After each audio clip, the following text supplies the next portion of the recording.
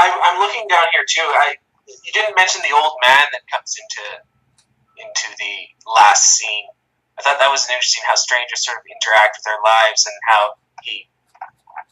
Well, yeah, and we get the reversal. There's an old man, and then it's the nurse who faints, and Danny's waking her up. So it's a reversal at the end. Miss, wake up, miss. Projected above where the bench was appears to be a slim opening of a distinguishable reality. And so we then get the view of Danny looking down from. So the play ends actually with a little film of Danny, presumably from the point of view of Dana looking down. But yeah, I mean, there's a lot of different things there. You're calling to report that a young woman has fainted in Mills Park near the big open field just across from the Gold's Gym. She is speaking, blah blah. And so we don't know. I mean, there are lots of things that happen in plays that we don't know about. I reused a section in the play of carbohydrates and amino acids. I reused 6 or 7 plays, but I reused sections from the early little playlet from the Brief Candles where the black guy is attacked and found by these kids. And we never really find out what happened to him. So there are lots of times there are things you come across that we don't really understand. There's the guy who's constantly, there's the guy who has the whip marks on his back and the Honey of Common Summer, who's just wandering endlessly about the Hotel Infinity. We don't know what he's doing there, but it's one of those Fellini kind of moments. And the old man serves a little bit of a narrative purpose in here to push the last scene along. But does he have a symbolic purpose? Who knows? There's a little white girl that appears at the end of at a scene in the exteriors with the black woman who's losing her mind. Lucy? What? Lucy? I forget if I don't know if I gave her a name, but I think you named her Lucy because it comes from life. Light. But then there's the woman, the lady in blue in the play about my mother dying. These are things that can you have to give some things sometimes to the recipient of the art that they can use, so that their version of the play is different from your version, which is different from any other person reading or criticizing the play.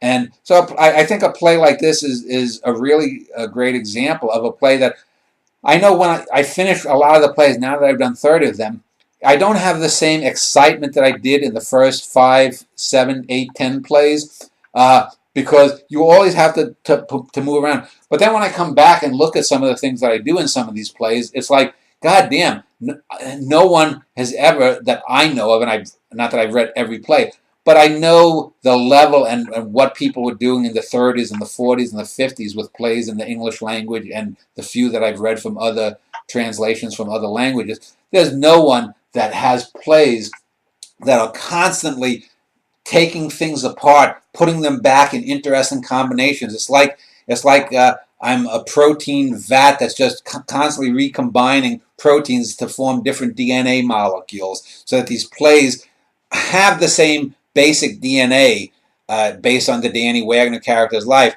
but each of them has its own stuff. You can't, for example, compare the world of the second play, If God Were Alive, with that's the longest play I wrote, just under 60,000 words. That play where you have multiple characters, it's basically humorous, but there's serious sunset. You can't really compare a play like that with The Honey of Common Summer. You can't really compare a play like Eyes Closed Misunderstanding with a play like this, even though there's the opening of the eyes that ends and begins this play. But there are those commonalities that link them all together. And that's what makes the plays interesting. And that's why when Chin was very right when he said, just after reading the first 7 or 8 plays, this is like one giant meta play. And that's a good thing. As far as I know, no one has ever written, and I mean, I know people have written series of plays, but none with a recurring character with the level of quality that all of these plays have, and constantly churning and rechurning. It goes beyond pastiche, too. We talked briefly about John Dos Passos, and you said that he was mostly pastiche, and I can notice that when I have the last book, I'm ordering the rest to see what the USA trilogy is like. But in the first book, you have a lot of things that don't really make sense and some pointless stylistic choices that he made. that is a lot more inventive than anything I've read from Joyce, but I still don't think is, say, up there with Steinbeck in its narrative use. Yeah, and like I said, Dos Passos was an interesting writer. There are moments. The writer I most compare him to is Proust, in that he'll have something really great, a great paragraph, a great moment, a great run of 2 or 3 pages, and then you'll just sort of be wallowing, sort of like doggy paddling through words or images or bizarre things put together. But yeah, I mean, it is better than a Virginia Woolf or even the best of James Joyce, other than, say, his 3 or 4 best short stories from Dubliners. It's sort of like the romantic poets too, where you have one line glimmering in the void. Some of the longer romantic poets where you have a long poem about a woman's tits or something, and you have one great line and the rest is just rhapsodies on her tits. Yeah. That's sort of how I've always thought of it, as a star glimmering in the void or something. The last thing I want to talk about this play is just sort of the nurse's obsession with Danny as it goes on, because one of her friends, I forget if it was her nurse friend or something of that sort, seems to think that she might have some kind of sexual interest in Danny. And when you mentioned the meta play aspect, I wanted to address that, where the more I read these, the more it becomes the fact that the Danny Wagner character may in fact be rewriting his history, as mentioned in a prior conversation, because all of the women seem to be absolutely obsessed with him to such a ridiculous extent that it has to be a hint of meta in action.